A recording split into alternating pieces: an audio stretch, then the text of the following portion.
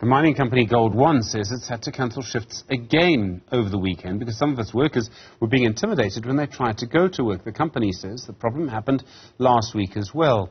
Last week, the company announced it had fired over 400 workers who were involved in underground protests or sit-ins last year.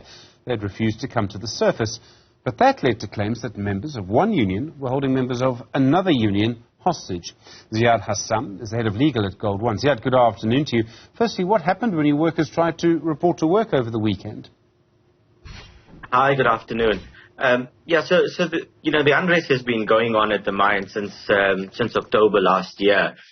This weekend, what had happened was we received reports from employees at the various taxi pickup points that they were being prevented from coming to work and intimidated and threatened by other employees if they did turn up to work.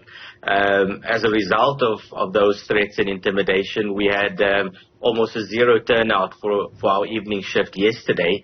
So that shift had to be cancelled, and it also flowed through this morning shift where turnout was a little bit better than yesterday, but still nowhere near full capacity. Do you know who's responsible for this intimidation? It must be organised in some way. It's hard to speculate or to comment. We have our suspicions, but I think it would be disingenuous to speculate at this point and to pass comment as far as that's concerned. Do you believe it's a union? Well, we're not sure. Around 451 employees were dismissed following the incidents of October and December.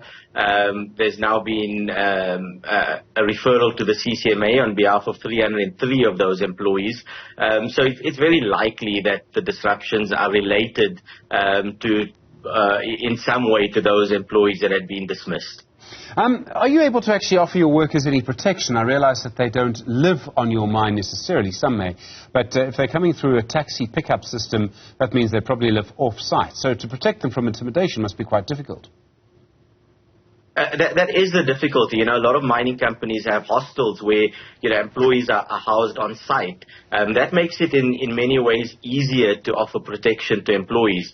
We're responsible for the health and safety of employees once they enter the mine property. But once they go home, it becomes very difficult to police that.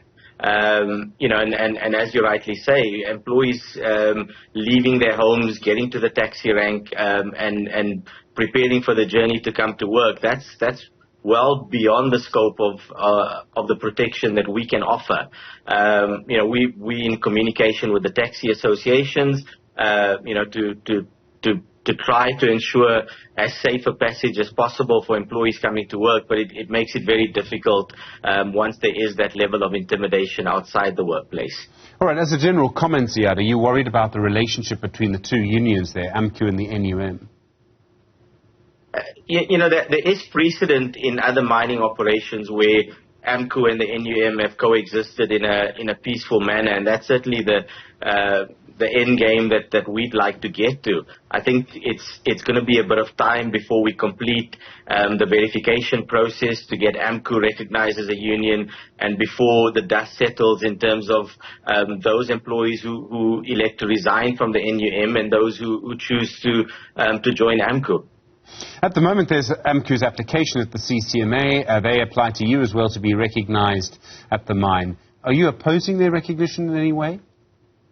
Absolutely not. At no point since the beginning of this process have we opposed AMCU's application. We simply requested that all employees allow the legal process to take its course. Now, the closed shop agreement came to an end in December. The process then was kick-started to get for the recognition of AMCU. That process formally commenced under the guidance of the CCMA on the 11th of January. We anticipate that process will likely be completed within the next month. But again, we urge all employees as well as both unions to respect that process and to abide by the outcome of that process. As a company, we would certainly respect any outcome that comes out of that process. Ziyaad Hassam, thank you. Head of Legal at Gold cold one. Do appreciate it.